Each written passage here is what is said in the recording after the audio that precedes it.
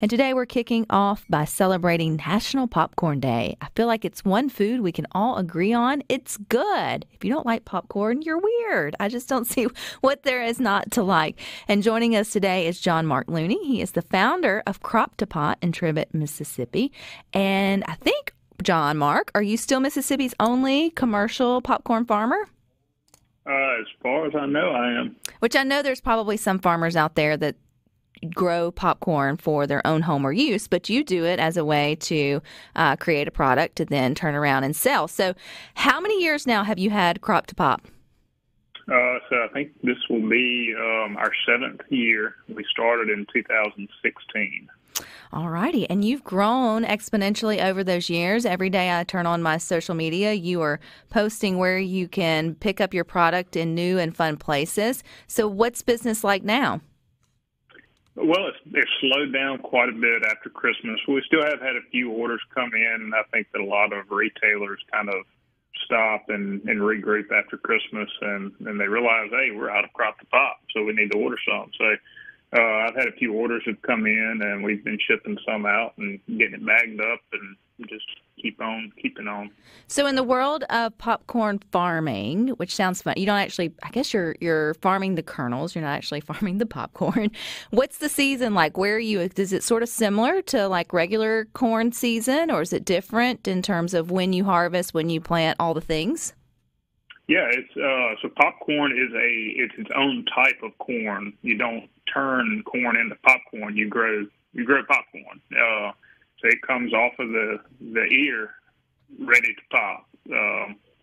So right now we're probably maybe a month and a half to 2 months out from planting, and we'll plant usually mid-March, and then it grows throughout the summer, and we harvest in August. And as soon as we harvest any popcorn that we have left over from the previous year, we get rid of that, and we immediately start to bag this year's popcorn. So as soon as we get the fresh popcorn in, and an order comes in, they get the newest popcorn they can possibly get.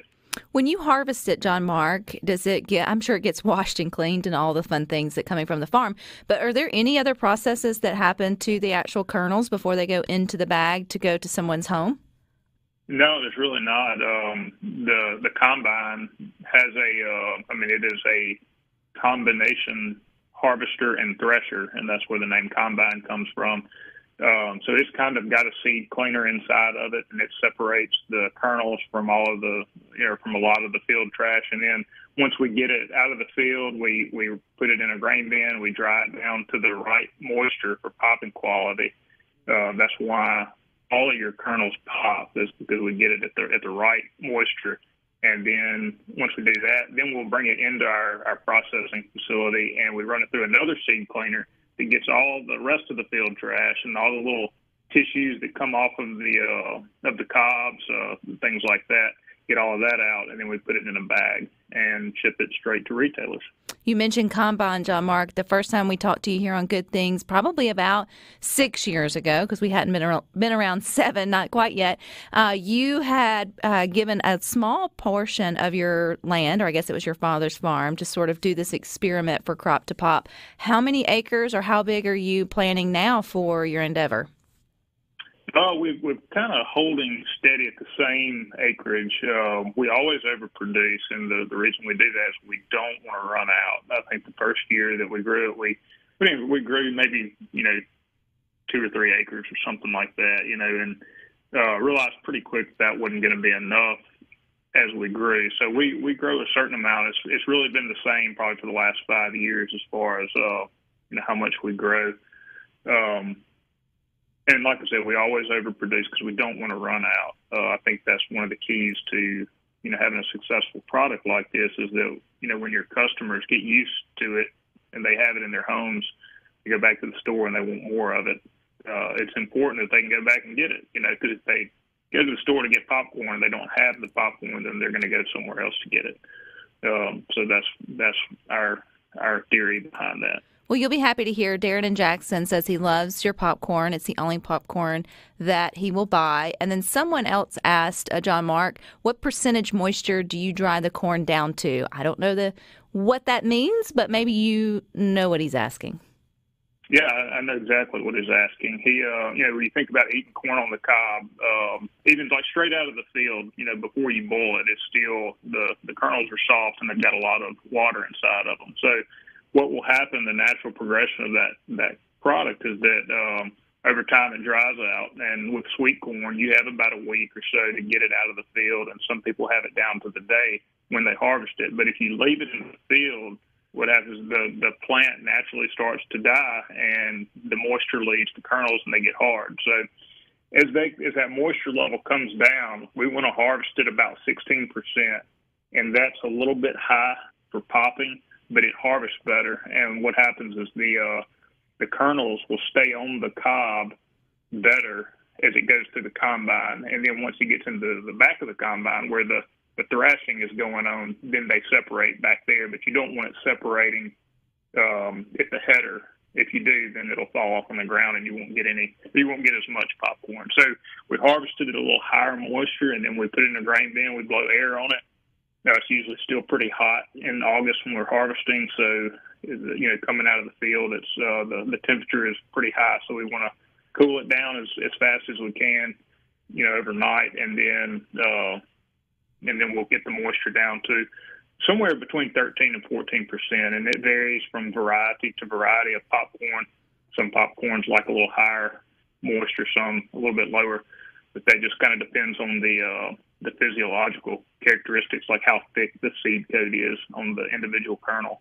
I guess it's like any other vegetable, right? Like there's different varieties. I know there's different varieties of corn. You obviously don't get the same style popcorn from traditional corn that may be in all of our gardens every summer as the varieties that you choose to grow, John Mark. But are there also different varieties of popcorn kernels? I don't know how to say it. It would just be popcorn. Yeah. So there's red popcorns and blue popcorns. We grow a yellow butterfly popcorn. If you buy caramel corn, a lot of the stores around Mississippi that are doing caramel corns and flavored popcorns, they use a mushroom popcorn. And a mushroom popcorn has kind of a ball-shaped kernel. And so when they put that into a machine and they dump the heavy caramel on it, it won't just crumble like your typical butterfly popcorn will. But a butterfly popcorn typically is better to eat by itself with just salt and butter or however you like to prepare it. Is that what you grow at Crop to Pop? Yeah. And that's what most people are going to eat. If they go to the grocery store to buy popcorn, whatever you get in the microwave packages, that's going to be a butterfly popcorn. Now, since you first started, I know you were just selling Crop to Pop sort of around town or right here in Mississippi, but you've definitely grown in where you're shipping from the Delta to different boutiques and sort of storefronts. What's the strangest or furthest, both, you can answer both questions, that you have sent Crop to Pop to be sold? So I think the furthest away is a store in Saratoga Springs, New York. It's called the Savory Pantry, and they have a location in Hot Springs, Arkansas. And so that's how I got connected with them.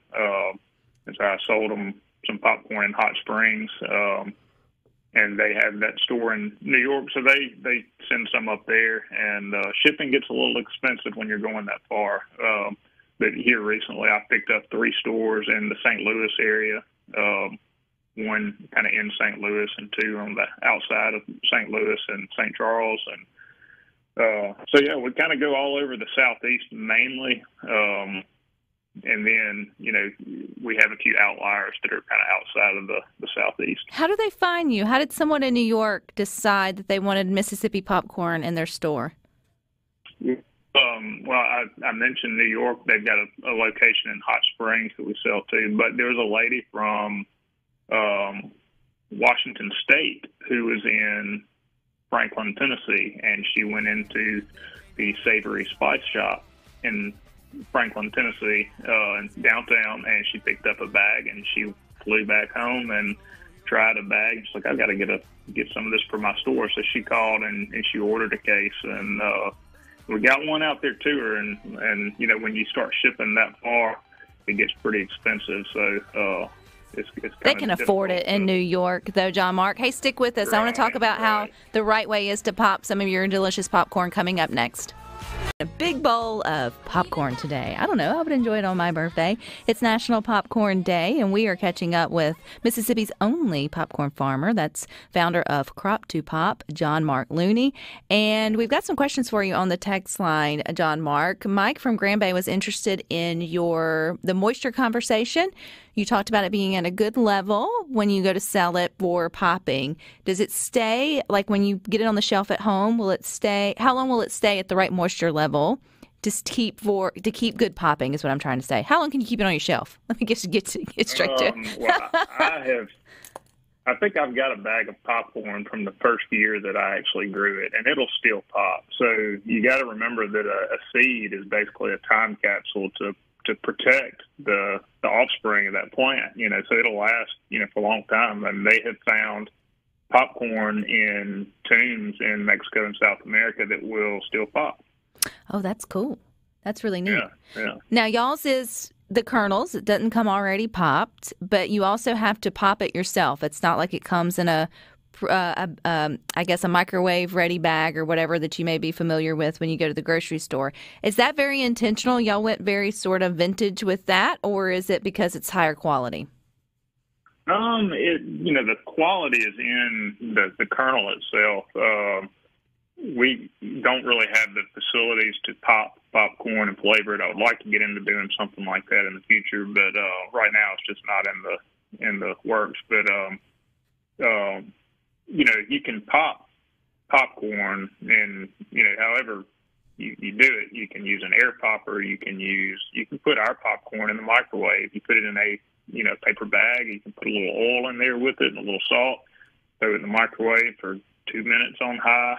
Listen for it to stop popping so you don't burn it like we all have in the past, and take it out. And so what happens is that moisture content, back to that, at the right moisture, there's enough water in there that boils inside the seed coat, and it creates pressure, and it turns all the starches into a liquid.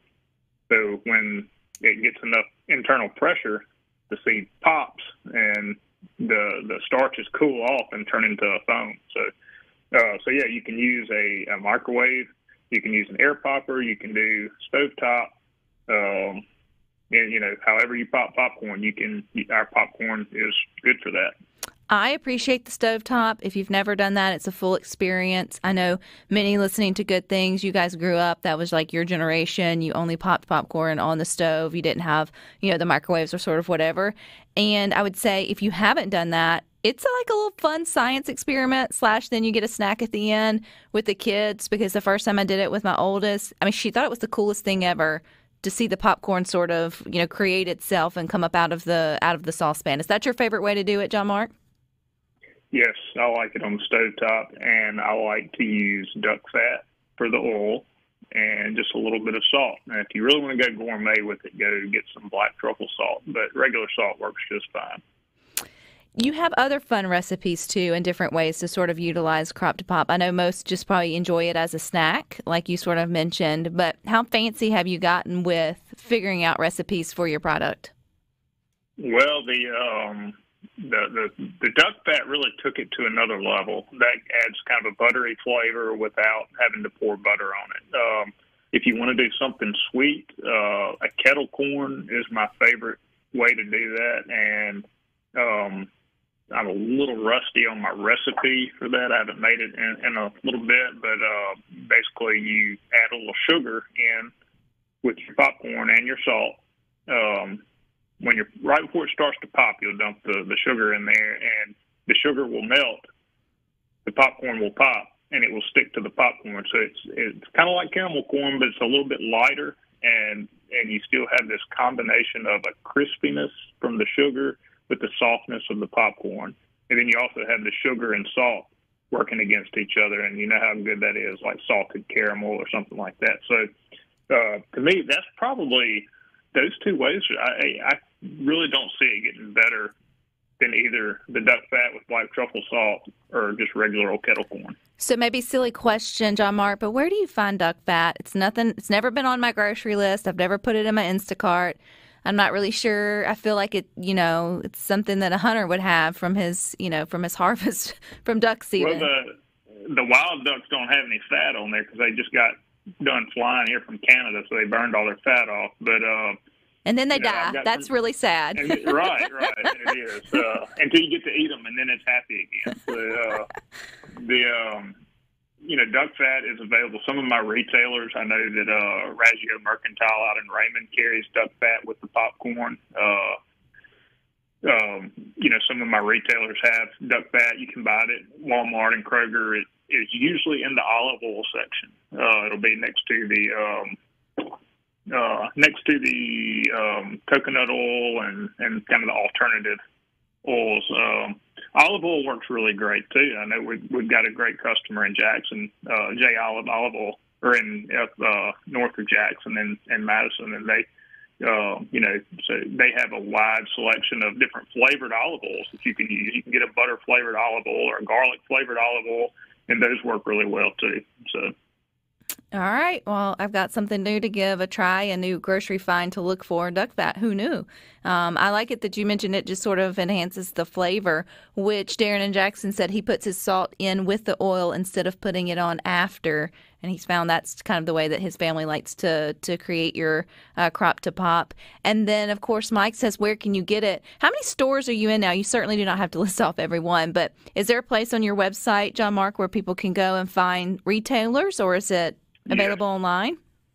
Yes, you can go to our website, and it's 6 Mile Farms LLC, and that's SIXMILEFARMSLLC.com, and there is a retailer section on there. You can also Google Crop to Pop, and there are a lot of our online retailers will come up.